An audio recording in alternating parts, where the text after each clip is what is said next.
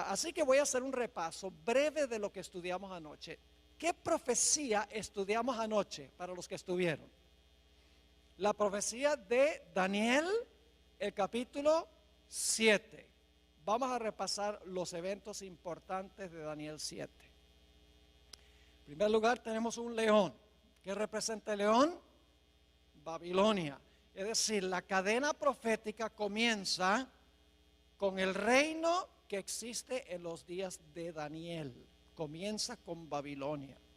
Luego entonces tenemos un oso. ¿Qué representa el oso?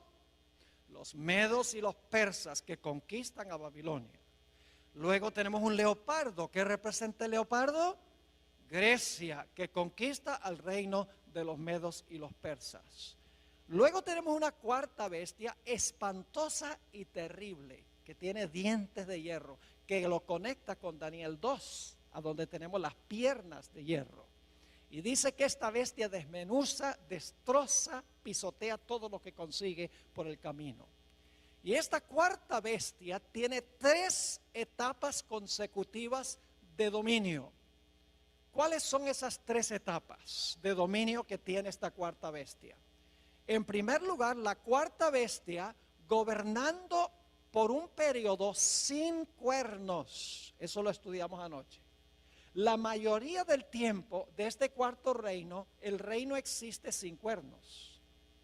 Pero luego, hacia el final de su periodo de dominio, en la cabeza de esta cuarta bestia le salen ¿qué? Le salen 10 cuernos. Y luego cuando los 10 cuernos están completos, en medio de los 10 sale un cuerno pequeño, un cuerno pequeño. Ahora, nosotros estudiamos anoche qué representa todo esto. La cuarta bestia representa el imperio romano, sin cuernos. El imperio romano fue un imperio no dividido durante la mayor parte de su existencia. El imperio romano desde el año 168 a.C. hasta el año 476 después de Cristo fue un solo reino unido. Pero en el 476 el imperio romano se había dividido en 10 reinos como resultado de las invasiones de las tribus bárbaras en lo que hoy es Europa occidental. Y luego, cuando estaban esos reinos completos, se levantó el cuerno pequeño que anoche identificamos como Roma papal, el papado, no la Iglesia católica. Es un error decir que el cuerno pequeño representa la Iglesia católica, no, representa el papado. El papado es un sistema que une la Iglesia con el Estado. Eso es lo que significa la palabra papado y eso lo vamos a ampliar más en nuestros estudios a través del día de hoy. Es decir, el cuerno pequeño gobierna 1260 años después que se levanta. Significa que el cuerno pequeño, el papado, gobernó desde el año 538 después de Cristo hasta el año 1798, cuando recibió una herida de muerte y quedó decomisada esta bestia. El papado quedó decomisado por un periodo de tiempo. Es decir, Daniel 7 nos ha llevado en la cadena profética a través de Babilonia, Medo-Persia, Grecia, el imperio romano dividido y el dominio papal hasta 1798. Es lo que se conoce como el método histórico de estudiar las profecías. No tenemos que adivinar, porque sabemos a dónde comienza la profecía. La profecía comienza con Babilonia en los días de Daniel. Sabemos dónde termina finalmente la profecía, aunque no incluimos eso anoche. Termina cuando Cristo toma el reino en Daniel 7. Y entonces podemos seguir la trayectoria desde su comienzo. Todos los reinos que se levantan en secuencia, podemos seguir la trayectoria hasta que la profecía alcanza su clímax. Sabemos a dónde estamos en cada etapa de la historia o de la cadena profética. Es un método matemático, un método sistemático, un método contextual de estudiar las profecías.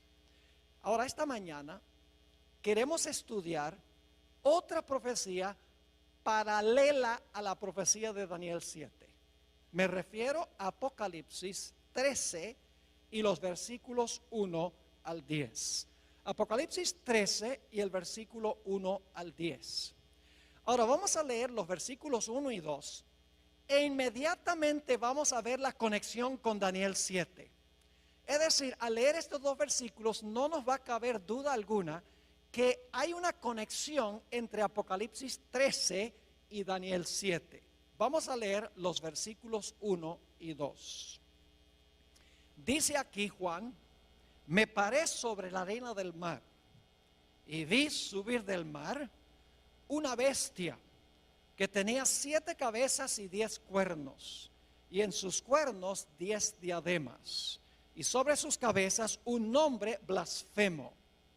Y la bestia que vi era semejante a un leopardo, y sus pies como de oso, y su boca como boca de león, y el dragón le dio su poder y su trono y grande autoridad.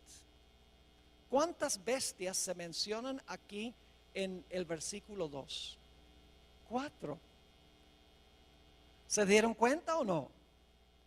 ¿Hay un león, sí o no? Sí. ¿Hay un oso? ¿Cómo no? ¿Hay un leopardo? ¿Hay una bestia espantosa y terrible? ¿Qué se le llama? ¿El qué? El dragón. ¿Cuántos cuernos tenía este dragón de Apocalipsis 13? Hay que regresar al capítulo 12, a donde habla de un dragón que trata de matar a un bebé y dice que ese dragón tiene 10 cuernos. Es decir, este dragón tiene 10 cuernos, como el dragón de Daniel el capítulo 7. Pero hay algo interesante en Apocalipsis 13:2, y es que mientras que en Daniel las bestias tienen cierto orden: león, oso, leopardo y dragón, en Apocalipsis el capítulo 13 las bestias se presentan en orden inverso: dragón, leopardo, oso y león. Y uno se pregunta, ¿por qué en Daniel empieza con el león y termina con el dragón, mientras que en Apocalipsis el capítulo 13 comienza con el dragón y termina con el león? La razón es muy sencilla. Daniel está viviendo en el periodo del león y está mirando hacia adelante, mientras que Juan está viviendo en el periodo del dragón, el imperio romano, y está mirando hacia atrás. Esto demuestra claramente la trayectoria profética. Ahora, hay un punto crucial que quiero recalcar, y es que la bestia de Apocalipsis 13 representa lo mismo que el cuerno pequeño. Esa es una premisa básica. El cuerno pequeño y la bestia representan el mismo poder. Y ustedes dirán, pastor, ¿cómo sabe usted que el cuerno pequeño y la bestia representan el mismo poder? Hay 3 razones por las cuales sabemos que el cuerno pequeño y la bestia representan el mismo poder histórico. La primera razón es que el cuerno pequeño y la bestia están en el mismo punto de la secuencia. En Daniel 7 tenemos león, oso, leopardo, dragón, 10 cuernos, cuerno pequeño. Mientras que en Apocalipsis el capítulo 13 tenemos también león, oso, leopardo, dragón, 10 cuernos, bestia. Es decir, la bestia se encuentra en la misma secuencia, en el mismo lugar en la secuencia que el cuerno pequeño. Así que como se encuentra en el mismo lugar en la secuencia o en la cadena profética, sabemos que el cuerno pequeño y la bestia representan el mismo poder. Es decir, en primer lugar sabemos que la bestia y el cuerno pequeño son el mismo poder porque están en el mismo lugar en la cadena profética. Hay una segunda razón. La segunda razón es que el cuerno pequeño y la bestia desempeñan las mismas actividades, tienen las mismas características. Ustedes recuerdan que el cuerno pequeño dice que persiguió a los santos del Altísimo. Dice también que el cuerno pequeño habló blasfemias contra el Altísimo y pensó que podía cambiar ¿qué? La ley de Dios. Ahora en Apocalipsis 13, si van conmigo, Apocalipsis 13 y el versículo 7, fíjense lo que se dice de la bestia. Dice, y se le permitió hacer guerra contra los santos y ¿qué?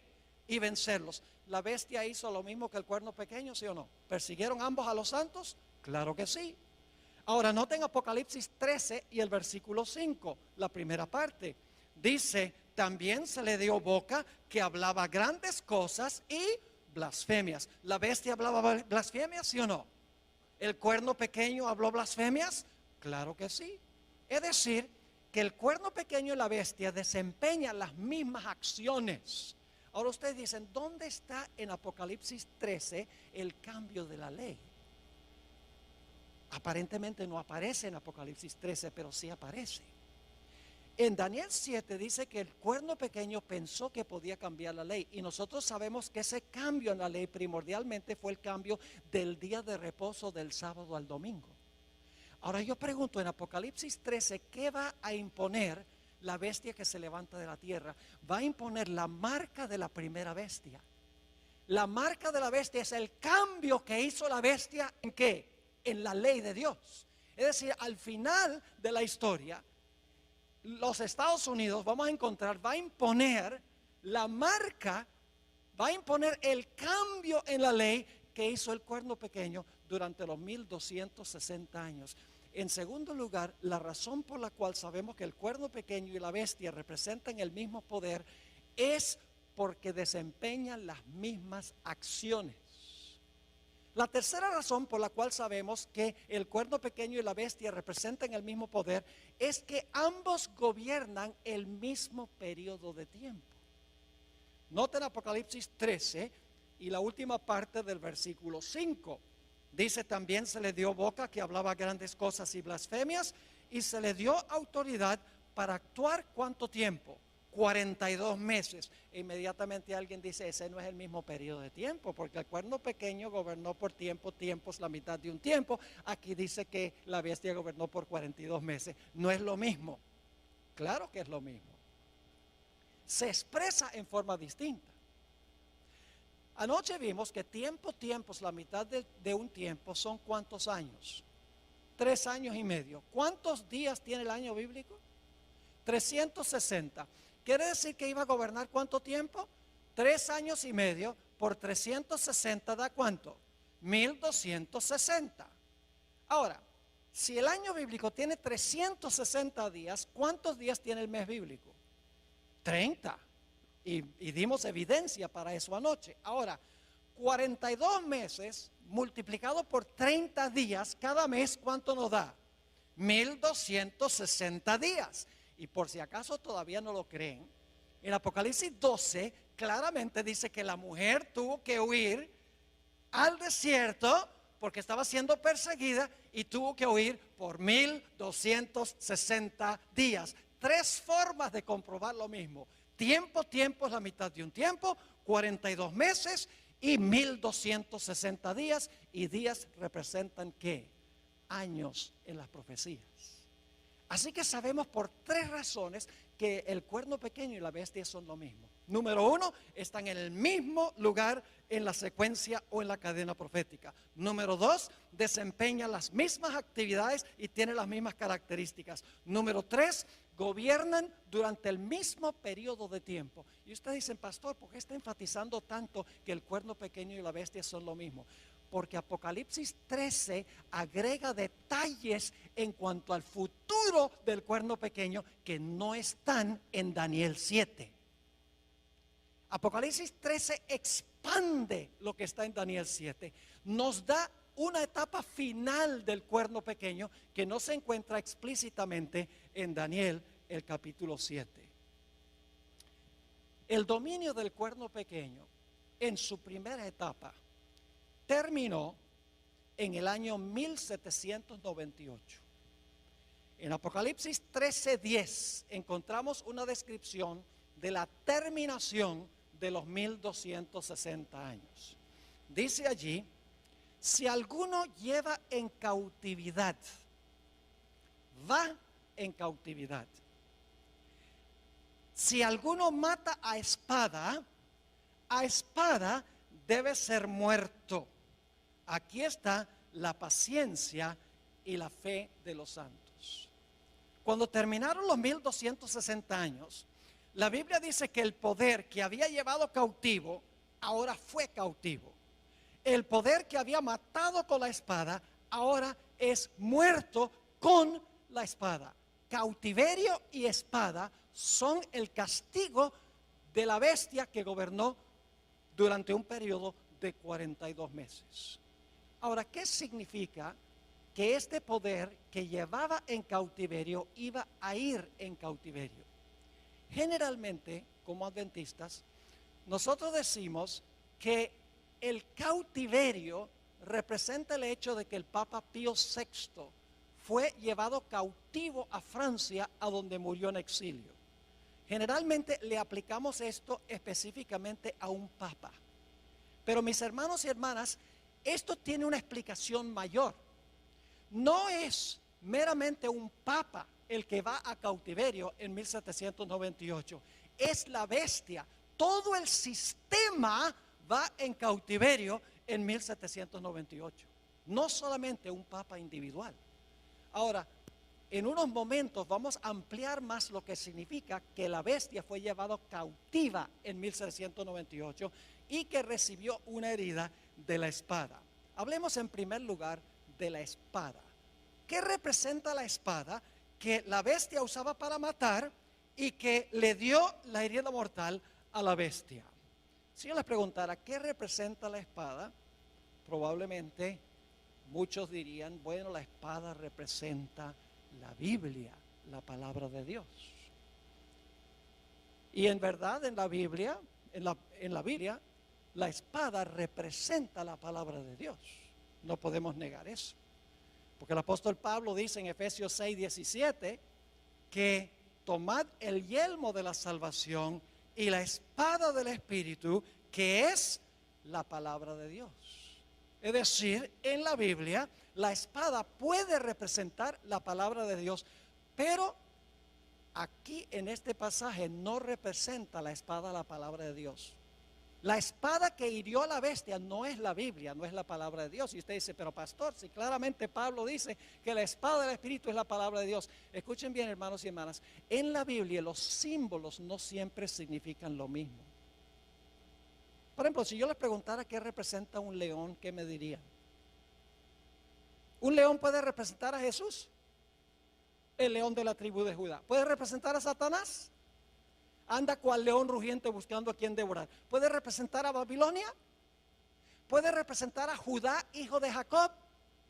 Nada más porque encuentra la palabra león, no significa que la palabra león representa lo mismo a través de toda la Biblia. Si yo les preguntara qué representa levadura, ¿qué me dirían? La gente dice pecado, pero no solamente representa el pecado, porque en la parábola que dio Jesús de la levadura, donde se coloca la levadura en la masa y la masa crece, la lección de Jesús es que cuando el Espíritu Santo está en la iglesia crece. Es decir, levadura ahí no significa pecado. No podemos creer que cuando se coloca el pecado en la iglesia crece. No, cuando se coloca el Espíritu Santo la iglesia crece. Otro ejemplo, la expresión hijos de Dios. Algunas personas dicen, en el libro de Job dice que vinieron a presentarse los hijos de Dios delante de Jehová, entre los cuales vino Satán. Claramente son ángeles. Así que dicen, en Génesis 6, cuando dice que los hijos de Dios vieron que las hijas de los hombres eran hermosas, entonces esos fueron ángeles que cohabitaron con mujeres humanas. ¿Han oído esa interpretación? Y luego produjeron un híbrido que era parte ángel y parte ángel caído y parte humano. Pero lo que están haciendo es cometiendo el error de decir que la expresión hijo de Dios significa lo mismo en todos los contextos. Yo pregunto, la expresión hijo de Dios puede significar otra cosa en otros contextos. Nosotros somos hijos de Dios. Mirad cuál amor nos ha dado el Padre, que seamos llamados hijos de Dios. Entonces todos somos angelitos. No, la expresión hijos de Dios varía de acuerdo al contexto en el cual se encuentra. Así que cuando aquí dice que la espada hirió a la bestia, nada más porque Pablo dice que la espada del Espíritu es la palabra de Dios, no significa que aquí la espada representa la Biblia o la palabra de Dios. Aquí la espada no puede representar la palabra de Dios. Y usted dice, ¿por qué no? Escuchen bien. Dice que la bestia usaba la espada para matar. Yo pregunto, ¿el papado usaba la Biblia para matar a la gente? ¿El papado usaba la Biblia para matar a la gente? No. Así que podemos saber que esta espada que hirió a la bestia no puede ser la Biblia, porque dice que la espada que la bestia usaba para herir es la misma espada que le iba a dar la herida mortal. Entonces, claro, la clave es ¿qué representa entonces en Apocalipsis 13 la espada? La Biblia le da otra explicación a la espada. Romanos 13 y el versículo 1 al 4 habla de otra interpretación de lo que es la espada. Y esta interpretación se aplica a Apocalipsis 13. Dice allí en Romanos 13, 1 al 4, sométase toda persona a las autoridades superiores. ¿Quiénes son las autoridades superiores? El gobierno, muy bien, el poder civil. Porque no hay autoridad sino de parte de Dios. Y las que hay por Dios han sido establecidas. De modo que quien se opone a la autoridad, es decir, al poder civil, a lo establecido por Dios resiste. Y los que resisten acarrean condenación para sí mismos. Porque los magistrados, ahí está hablando del gobierno, porque los magistrados no están para infundir temor al que hace el bien, sino al malo. ¿Quieres pues no temer la autoridad? ¿Quieres no tenerle miedo al gobierno, al poder civil? Haz lo bueno y tendrás alabanza de ella. Y ahora viene el versículo clave. Porque es servidor de Dios para tu bien. Pero si haces lo malo, teme, porque no en vano que lleva la espada, pues es servidor de Dios, vengador para castigar al que hace lo malo. ¿Quién tiene la espada? El poder civil tiene la espada. ¿Y cómo usa el poder civil la espada? Yo pregunto, si una persona le roba a otra persona, ¿el poder civil usa la espada para encarcelar a esa persona? ¿Cómo no? En algunos estados, como Texas, si un individuo es culpable de asesinato, ¿el poder civil usa la espada para ejecutar el decreto de muerte contra esa persona? ¿Cómo no? La espada significa la capacidad que tiene el poder civil para castigar violaciones del Código Civil. Usa la espada para castigar a los que violan el Código Civil, que violan las leyes legítimas del gobierno. No es la Biblia, es la capacidad de castigar violaciones del Código Civil. Es decir, la espada la posee el poder civil. La iglesia tiene su espada. ¿Y cuál es la espada de la iglesia? La Biblia. ¿Y cómo usa la iglesia su espada? Cualquiera que no está de acuerdo, le cortan la cabeza. Estoy hablando sarcásticamente. No. En el día postero tendrán que arreglárselas con Dios.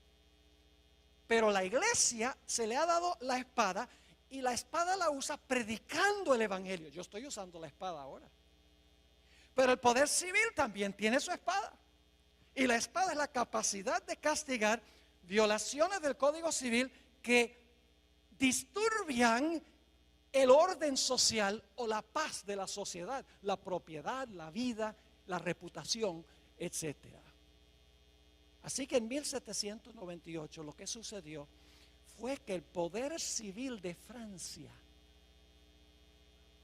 que antes le daba la espada a la iglesia, ahora le quitó de la mano la espada y con esa espada se le volcó en contra y le dio una herida mortal al papado. Es decir, la herida mortal es cuando se levantó el poder civil en contra del papado, porque antes el papado había usado el poder civil para castigar violaciones de la iglesia. Cualquiera que no estaba de acuerdo con lo que enseñaba la iglesia decía al poder civil: mira, toma tu espada y castiga a esa persona, échalo a la cárcel, o incinéralo, o ponlo en la cárcel, o tortúralo.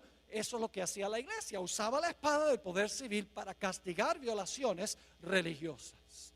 Pero en 1798 Francia le quitó la espada a la iglesia católica, a la iglesia romana, le dijo: ya no vas a usar más la espada para perseguir. Y la espada se le volcó en contra de el papado en 1798. También dice la profecía que el que llevaba en cautiverio iba a ir en cautiverio. El papado llevaba en cautiverio a toda la gente. Pero dice que este sistema iba a ir como, iba a ir cautivo. Ahora, ¿qué significa que iba a ir cautivo este sistema? Necesitamos regresar al tiempo cuando las tribus bárbaras estaban invadiendo el Imperio Romano. Cuando estas naciones bárbaras vinieron del norte del imperio y empezaron a parcelarse lo que hoy es el Imperio Romano, lo que había sido el imperio occidental, el imperio que quedaba en Europa, las naciones donde está en Europa hoy, esa región se convirtió en un caos. No había emperador, no había quien pusiera ley, quien pusiera orden. Y por lo tanto, las tribus bárbaras le pidieron al obispo de Roma, que su religión se había proliferado por todo el imperio para ese tiempo, le dijeron: ¿por qué no pones tú la ley y el orden aquí en el imperio? Porque todo está en caos. Y de esa manera el obispo de Roma, que hoy conocemos como Papa, no solamente comenzó a gobernar en cosas religiosas, no solamente era el líder de la iglesia, sino que también se convirtió en el líder civil. Ahora, antes de que el papado ascendiera al trono temporal, el papado estaba atado, es decir, la bestia estaba atada y no podía desempeñar sus acciones. Pero cuando se quitó la restricción del imperio y el papado pudo subir al trono temporal, el papado ahora quedó libre para perseguir y desempeñar las acciones que dice la profecía. Es decir, lo que significa que este poder estaba atado, significa que los poderes civiles están en función y por lo tanto, estando los poderes civiles en función, el papado no puede dominar en asuntos civiles. El quitar la restricción significa que ahora los poderes civiles le rinden su apoyo al papado para que el papado pueda desempeñar sus funciones.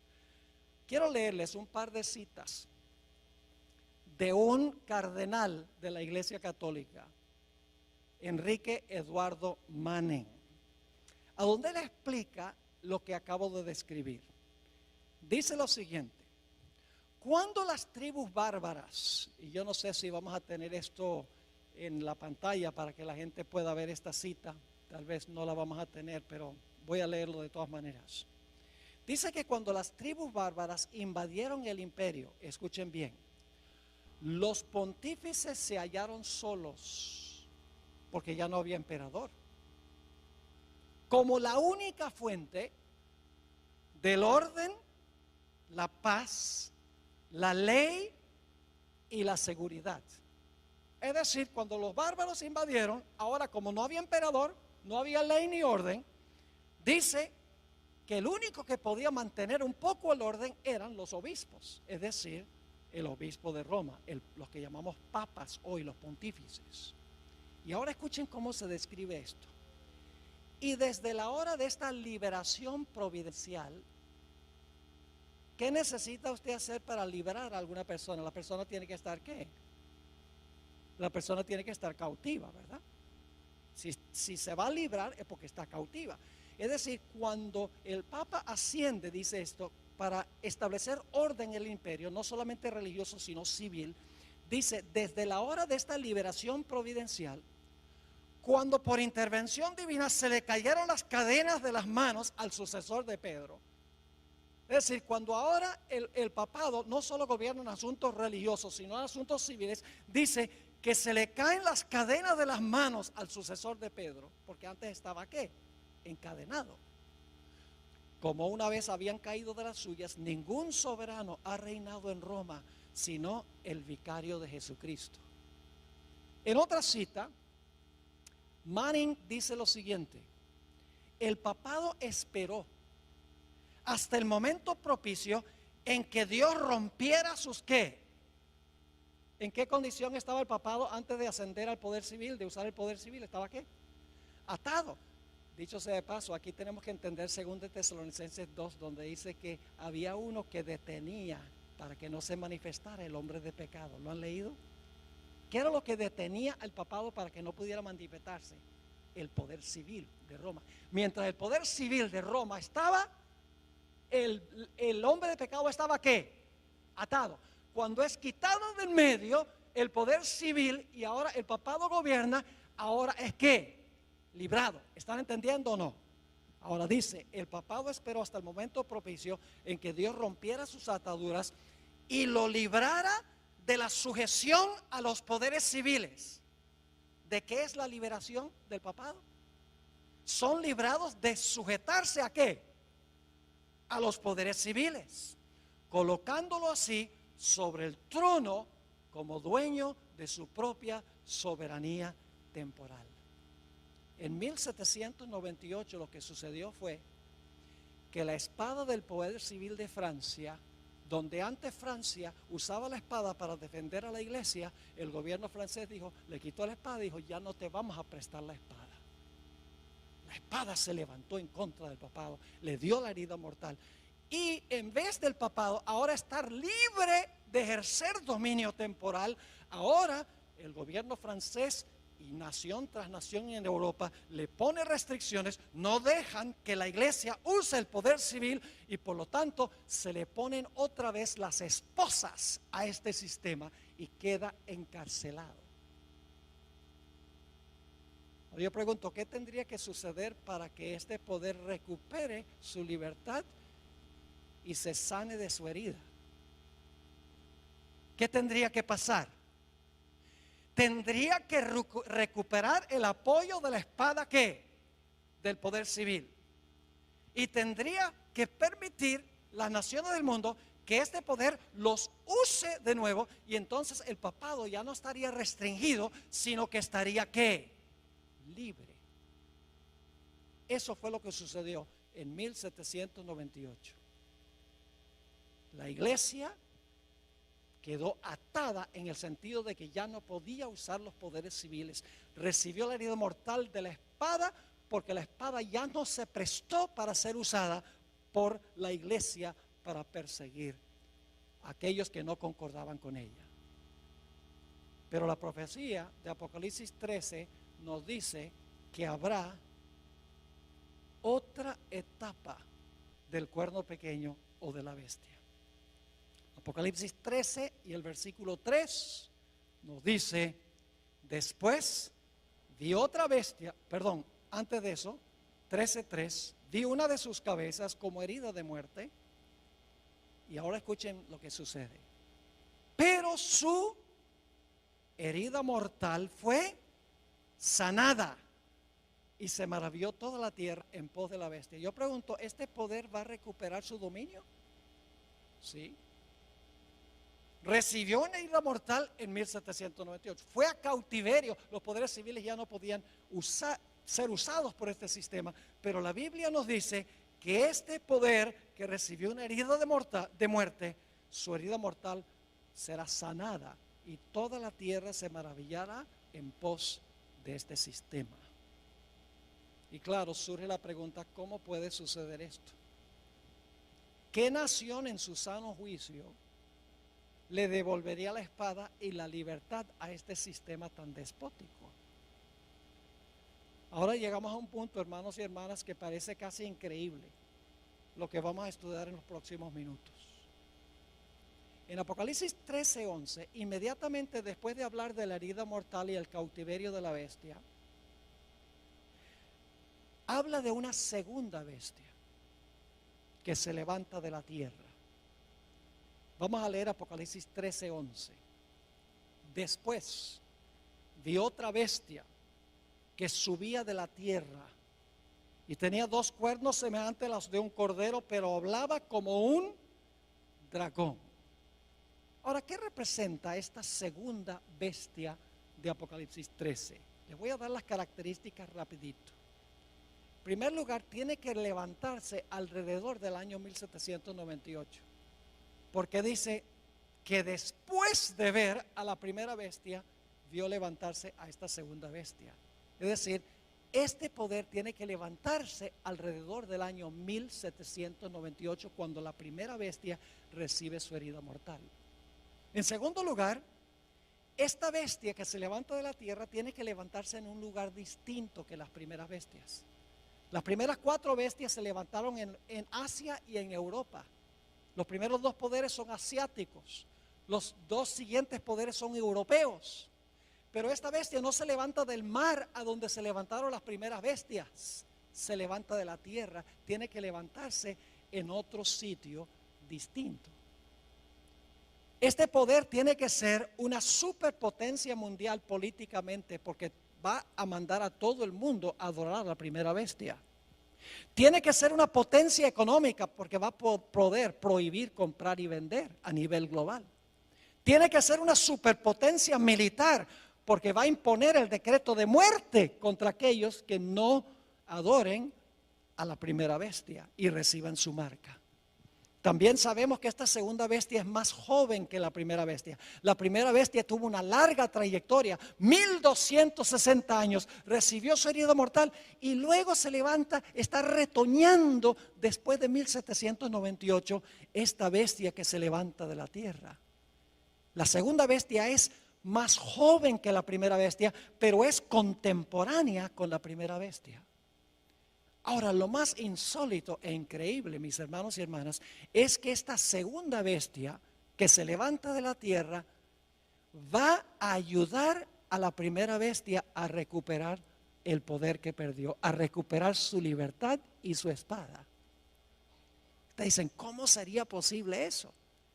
Que esta nación, porque una bestia representa una nación, que se levanta alrededor del año 1798, una superpotencia económica, política, militar, que no se levanta ni en Asia ni en Europa, que esa nación lo que va a hacer es ayudar a la primera bestia a recuperar la espada y a salir de la cárcel.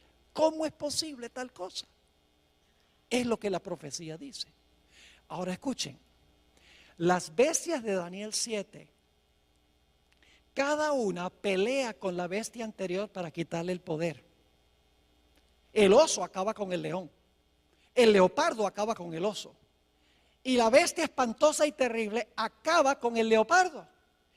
Pero la función de esta bestia que se levanta de la tierra no es pelear contra la bestia anterior, sino ayudarle a recuperar su poder. Y usted dice, ¿cómo sabe eso? Hermanos y hermanas, porque la profecía dice que todo lo que hace esta segunda bestia es para complacer a la primera. No para pelear con la primera, sino para complacerla. Vamos a notar los detalles. Apocalipsis 13, 12. Apocalipsis 13, 12. Hablando de esta segunda bestia, dice, y ejerce toda la autoridad ¿de quién? De la primera bestia. ¿Por autoridad de quién gobierna la segunda bestia? De la primera.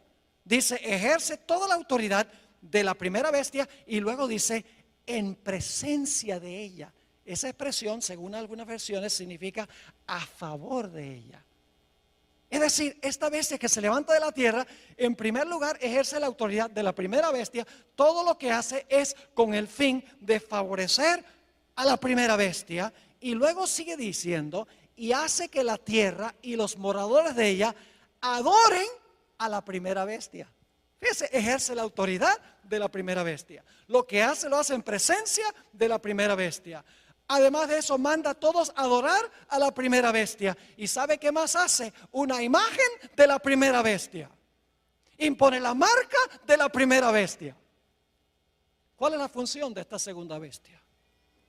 Todo lo que hace es para ayudar a la primera bestia a recuperar, el poder que perdió cuando recibió la herida mortal. Yo pregunto, ¿cuál nación sería esta? Una nación que no es asiática ni europea, una nación que es una superpotencia económica, militar y política, una nación que se levantó alrededor del año 1798 en otro lugar distinto. ¿Cuál es la única nación que puede estar representada aquí? No cabe duda, las características indican claramente que esta nación representa a los Estados Unidos de América. Dice, pastor, esto es ridículo. Usted está diciendo que los Estados Unidos, que incorporó en su constitución la libertad civil y religiosa, que le va a devolver al papado su libertad y le va a brindar otra vez la espada del poder civil para perseguir a los que no están de acuerdo con lo que enseña y practica la iglesia. Pastor, eso es ridículo. Nunca podría pasar en este país de la libertad. Yo pregunto, ¿en qué se parece un cordero a un dragón? En nada. Esta es una bestia contradictoria. Porque mientras que tiene dos cuernos como de cordero, ¿qué hace? Habla como dragón. Ahora necesitamos dedicar unos minutos a hablar de la característica principal que yo veo aquí que necesitamos entender. Los dos cuernos como de cordero que tiene esta bestia. La bestia esta representa a los Estados Unidos. Las características son demasiado claras. Y dice que esta bestia tiene dos cuernos como de cordero. Ahora la pregunta clave es, ¿qué representan los dos cuernos como de cordero? El paralelo más cercano que tenemos se encuentra en Daniel 8. Así que vamos a Daniel 8, el capítulo 8 y el versículo 3. Ahí encontramos un carnero. ¿Y cuántos cuernos tiene el carnero? Dos cuernos tiene el carnero. Es una sola nación, porque es un solo carnero. Pero ese solo carnero tiene ¿qué? Tiene dos cuernos. Dice allí, en Daniel 8:3, alcé los ojos y miré. Y he aquí un carnero, una sola bestia, que estaba delante del río y tenía dos cuernos. Y aunque los cuernos eran altos, uno era más alto que el otro y el más alto creció después. Así que quiero que se imaginen un carnero, que es un cordero macho. El carnero tiene dos cuernos, una nación con dos cuernos. Ahora la pregunta clave es, ¿qué representan los dos cuernos? Los dos cuernos representan dos reinos en esa misma nación. Noten el versículo 20. El versículo 20 tiene la explicación. Dice, en cuanto al carnero que viste, que tenía dos cuernos, estos son los reyes ¿de qué? De Media y de Persia. Era una nación que se componía de dos reinos. Entonces yo pregunto, ¿qué representan los dos cuernos como de cordero? Tiene que ser una sola nación porque es una sola bestia. Pero como tiene dos cuernos como de cordero, debe ser una nación que se compone de dos ¿qué? De dos reinos, porque los cuernos representan reinos. Usted no puede decir que los 10 cuernos en la cabeza del dragón son reinos. Y los dos cuernos aquí en la cabeza del carnero son reinos. Pero en Apocalipsis 13, entonces los dos cuernos no son reinos. Cuernos en cabeza de bestia son reinos. Es decir, esta bestia de Apocalipsis 13 es una sola nación, una sola bestia, pero en esa nación existen lado a lado dos reinos. Y lo importante que queremos notar es que son dos cuernos como de cordero. Son dos reinos, los mismos dos reinos que reconoció Jesús, el Cordero de Dios, porque la palabra cordero aparece 29 veces en Apocalipsis y siempre se refiere a Jesús. Es decir, los dos cuernos representan los dos reinos que reconoció Jesús, el Cordero de Dios. E inmediatamente nos preguntamos, ¿cuáles dos reinos reconoció Jesús, el Cordero de Dios? La Biblia lo dice. Mateo 22, versículo 19 al 21. Mateo 22 y el versículo 19 al 21. Aquí Jesús claramente dijo que representan los cuernos. le traen una moneda del tributo a Jesús y le dicen, ¿debemos devolverle los taxes a César, sí o no? Y fíjense lo que dice Jesús: mostradme la moneda del tributo. Y ellos le presentaron un denario. Entonces le dijo, ¿de quién es esta imagen y la inscripción? Es decir, la cara de quién y el nombre de quién está en esta moneda. Le dijeron, de César. Y les dijo, dad pues a César lo que es de César y a Dios lo que es de Dios. ¿Cuántos reinos reconoció Jesús, el Cordero de Dios? 2. El de César sería el poder, ¿qué? Civil. Y el de Dios sería lo que llamamos la iglesia. Es decir, los 2 reinos que reconoció Jesús es el reino de la iglesia y el reino del Estado. ¿Deben estar juntos o separados? Separados. Por ejemplo, ¿qué obligación financiera tenemos nosotros con la iglesia? El diezmo. ¿Y qué obligación financiera tenemos con el poder civil?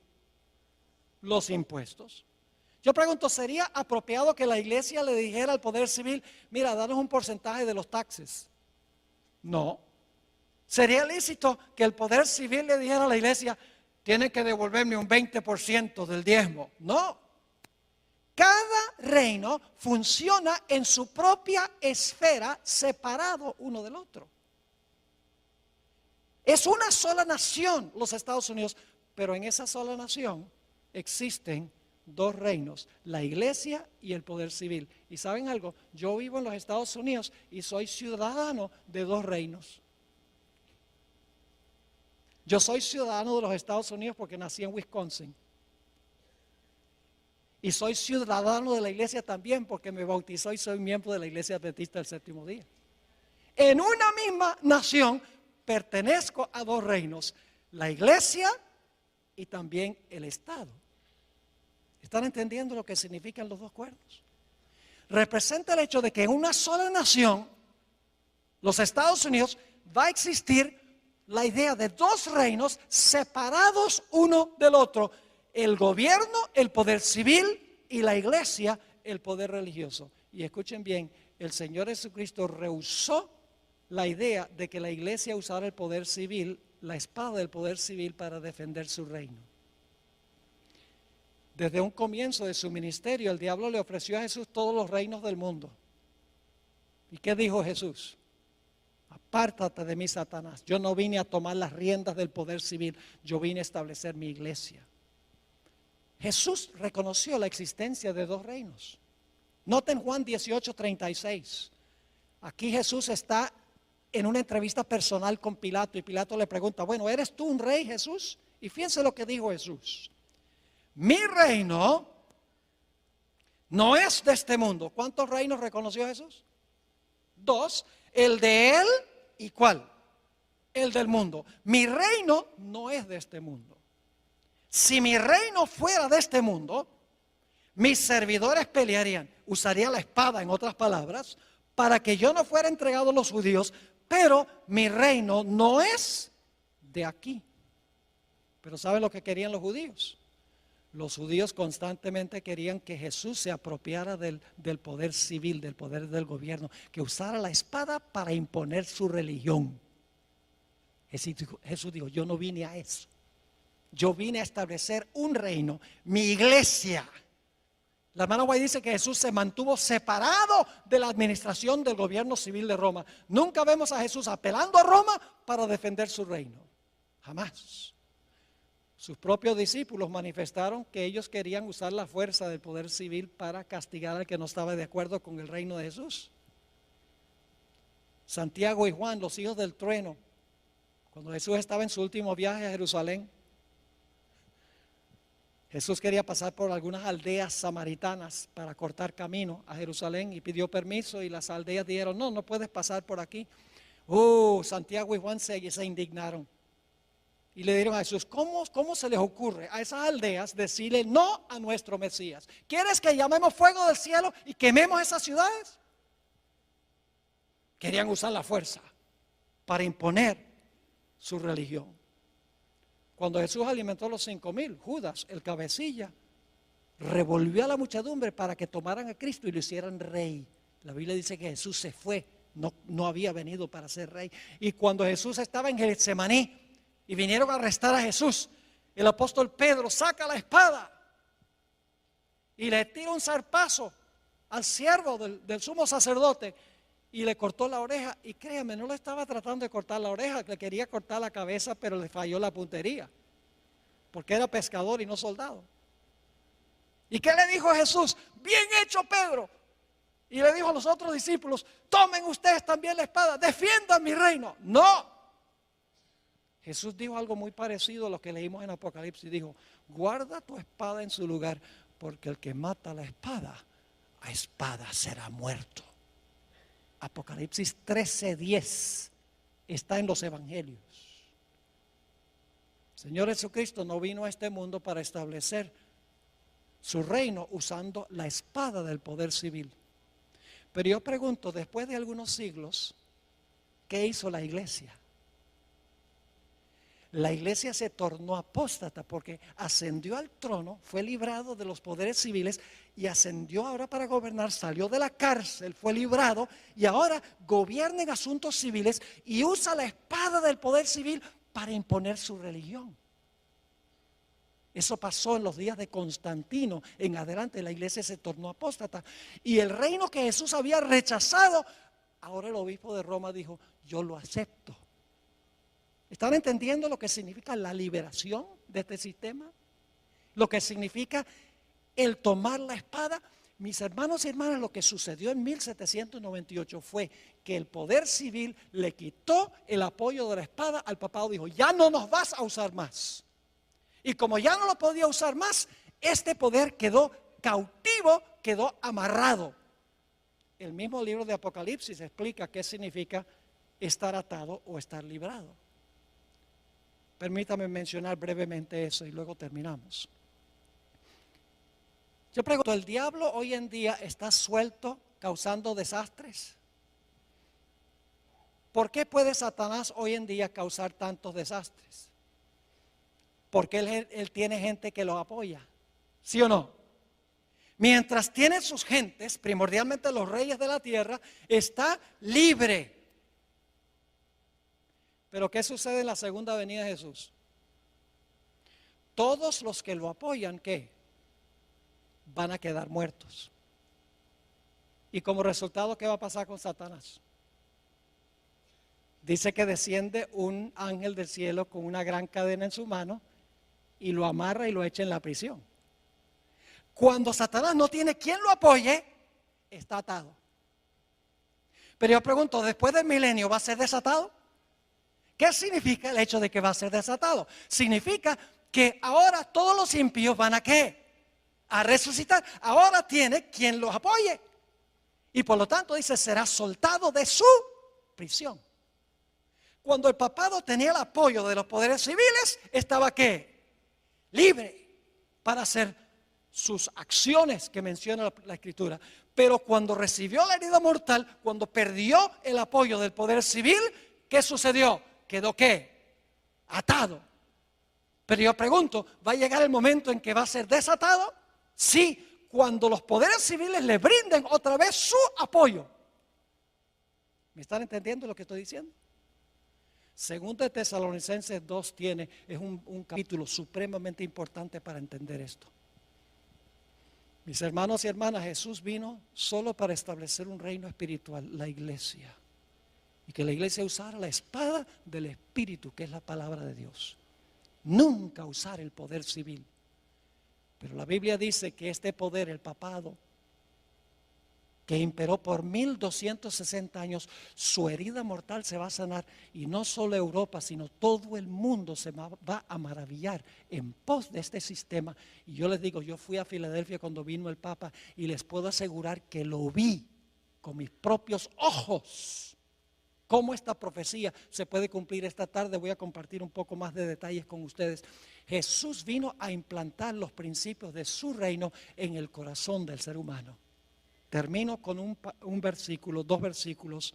Lucas 17, 20 y 21 nos dice por qué Jesús vino. Dice, preguntado por los fariseos, ¿cuándo había de venir el reino de Dios? Y ellos, claro, creían que era el reino de la fuerza. Le respondió y dijo: el reino de Dios no vendrá con advertencia. La palabra significa no vendrá con una exhibición externa de poder. Ni dirán, helo aquí o helo allí. Porque he aquí, el reino de Dios está en vosotros. Una mejor traducción que entre es: el reino de Dios está en vosotros. Cristo vino a implantar los principios de su reino en el corazón humano. No vino a tomar las riendas del poder civil para imponer por la fuerza su religión. Vamos a repasar para colocar el marco de lo que vamos a hablar esta tarde. Babilonia, Medo-Persia, Grecia, el Imperio Romano dividido. El papado gobierna 1260 años. Recibe una herida mortal en 1798. Por un tiempo el poder está inactivo, pero mientras ese tiempo inactivo existe, se levanta otra nación. Cuando cae la primera en 1798, los Estados Unidos, y después de un periodo de inactividad, el poder que gobernó durante los 1260 años va a recuperar la espada y su libertad. ¿Dónde estamos en la cadena profética? Dígame usted, ¿dónde estamos en la cadena profética? Hermanos y hermanas, nosotros estamos ahora en la terminación del periodo de la herida mortal. El próximo evento, el evento final en la cadena profética, es cuando este sistema recupere la espada y la libertad. Y hoy hay señales que demuestran que eso está sucediendo. Bajo el pretexto del cambio climático, podría presentarles un tema de 1 hora nada más sobre eso. ¿Han oído ustedes del proyecto 2030 de las Naciones Unidas? Esto no es sensacionalismo, esto lo han puesto en forma escrita. Con el liderazgo del papado, la encíclica Laudato Si, todos los gobernantes del mundo en París, de las naciones del mundo, firmaron un acuerdo para acabar para el año 2030, y hay un montón de especificaciones, para el año 2030, acabar con el problema del cambio climático y acabar totalmente con la pobreza a nivel mundial. Y el que está detrás de eso es el Papa Francisco I. Todo el mundo, todos los reyes de la tierra están siguiendo la agenda de la Iglesia romana, como que han olvidado la historia. Nuestro propio presidente Barack Obama desconoce estas cosas, porque han olvidado la historia, ya sea voluntariamente o ya sea porque ignoran la historia. La Biblia dice que la van a repetir. Nosotros tenemos una función, hermanos y hermanas, y es proclamar estas cosas. Porque la gente está inquieta, la gente no sabe qué está pasando, la gente sus corazones están angustiados de temor, porque no saben para dónde va todo esto. La iglesia adventista sabe para dónde va todo esto. Ay de nosotros si nosotros no compartimos este mensaje con la gente que está buscando paz y tranquilidad en su vida. ¿Le quedó claro lo que estudiamos? Gloria a Dios. Ahora esta tarde lo que vamos a hacer en el primer tema, creo que es a las 3 de la tarde, les voy a comprobar,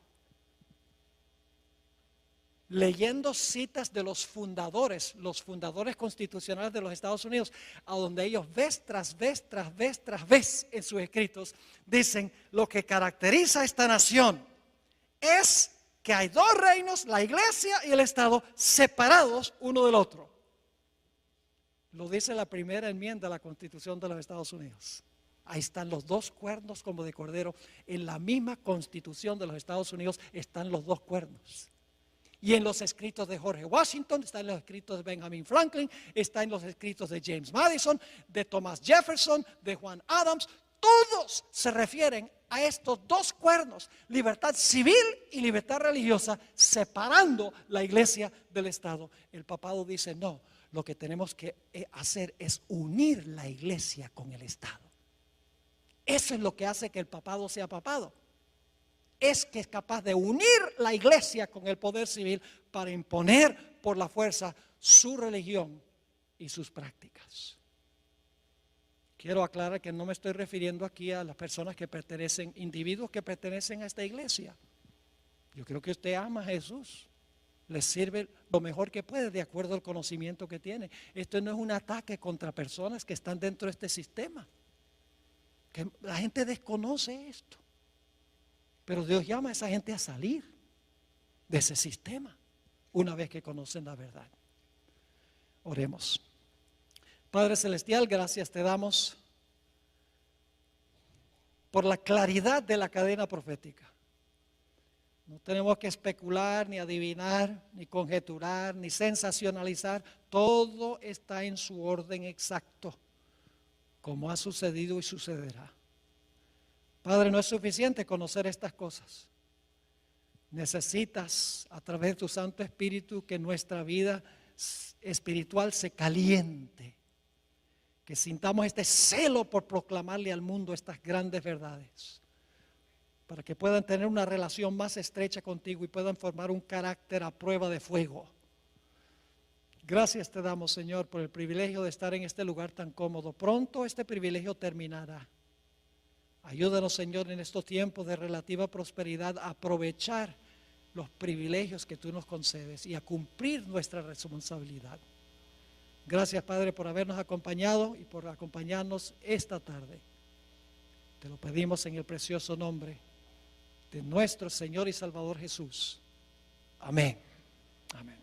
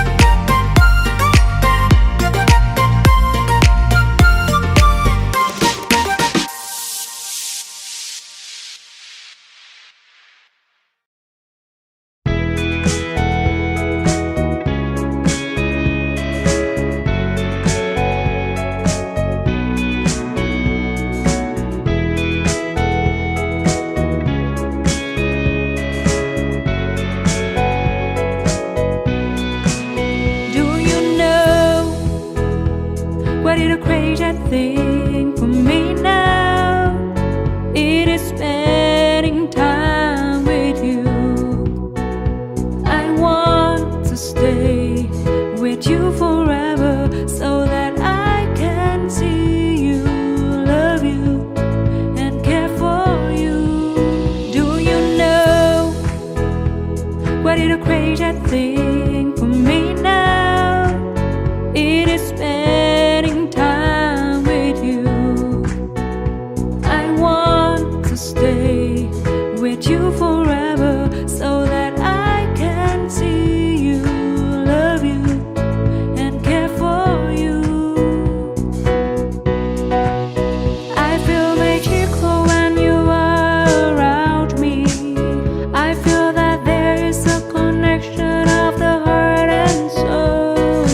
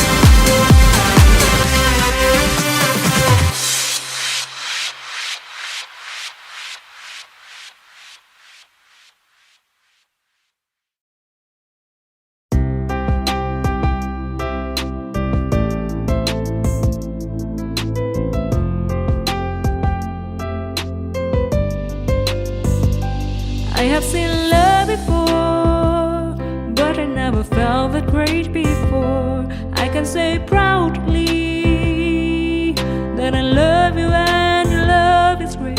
You are such an amazing man. I have seen love before, but I never felt that great before. I can say proudly that I love you and your love is great. You are such an amazing man. You have awakened a part of me. You have created something I've never knew. You not only care about me, but you always respect me as I am. You have accepted a part of me, and that makes all the difference to me. You are such an amazing man.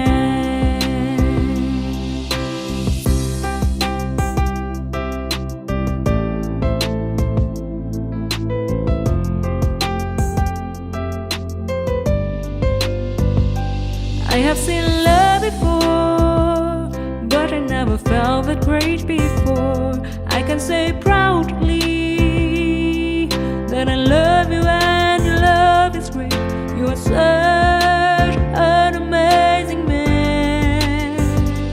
I have seen love before, but I never felt that great before. I can say proudly that I love you and your love is great.